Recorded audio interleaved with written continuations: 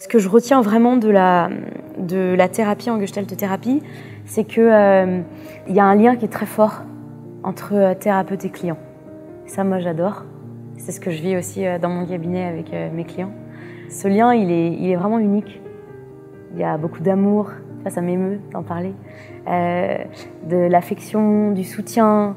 C'est un lien dans lequel il y a beaucoup de bienveillance dans les interventions qui sont faites par le thérapeute, par la thérapeute en gestalt, dans l'idée d'être vraiment toujours dans l'intérêt le plus élevé du client qui vient. Et puis c'est un rôle magnifique d'être à la fois l'image d'un bon père et d'une bonne mère qui donne à la personne qui vient en thérapie des choses que dans l'enfance elle n'a pas pu vivre. C'est magnifique d'incarner ça, c'est sublime. Moi vraiment ça donne tout son sens à cette posture et puis à ce métier de praticienne en gestalt thérapie que j'incarne aujourd'hui. J'aime énormément penser, cogiter, mettre du lien, mettre la théorie que j'ai appris en pratique avec ce que j'entends, ce que je développe dans mon oreille pour entendre les problématiques de mon client ou de ma cliente.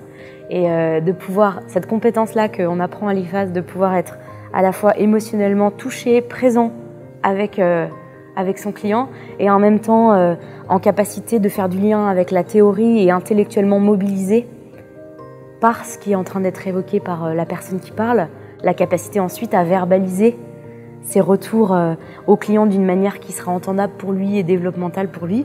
Ces trois capacités-là, elles font que c'est une posture qui est d'une richesse énorme. C'est extraordinaire à vivre. L'enseignement à l'IFAS, c'est un enseignement qui est bon, qui est plein de théories, plein de concepts qui sont extrêmement bienveillants. Et en même temps, c'est un enseignement qui a un cadre qui est ferme, qui est posé. Et moi, qui m'a permis de me réconcilier avec la notion de cadre, parce que c'est un enseignement qui apporte une sécurité par ce cadre, dans le sens où il y a de l'enseignement théorique, réflexif, intellectuel, mais il y a aussi un enseignement important sur comment je vis mes émotions, comment je peux les exprimer, comment au début, moi j'étais débordée par mes émotions, et comment est-ce que je pouvais être là avec ça et être sécurisée par ce cadre qui est posé par l'IFAS, qui me permettait déjà d'être dans le dévoilement émotionnel de ce que je vivais, qui me permettait aussi d'être avec quelqu'un qui avait aussi comme cadre de ne pas juger, de ne pas faire de remarques qui quittaient la bienveillance et puis l'accueil. Et puis c'est un cadre aussi où il y a de la confidentialité.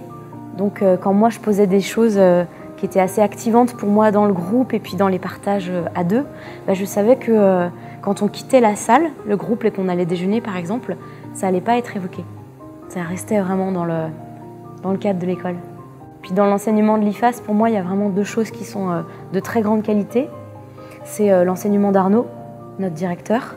C'est un enseignement qui est revisité, qui est réenrichi par les apports des neurosciences, qui permettent du coup de mettre en lumière dans les théories de la psychologie et de la psychanalyse ce qui aujourd'hui est validé par les découvertes du cerveau ou non. Il y a vraiment beaucoup de qualité dans le travail qu'il réalise et l'enseignement qu'il nous donne. Et puis il y a un enseignement pratique avec des exercices, avec à partir de la deuxième année des practicums qui sont des mises en situation comme dans un cabinet en ville avec un thérapeute et un client. Et dans cette dimension-là d'exercice pratique, pour moi, il y a vraiment un enseignement aussi à vivre et à incarner ses émotions de manière régulée, en étant au contact avec mes émotions sans être dans l'envahissement ou dans l'inhibition s'il y a certaines émotions qui sont difficiles.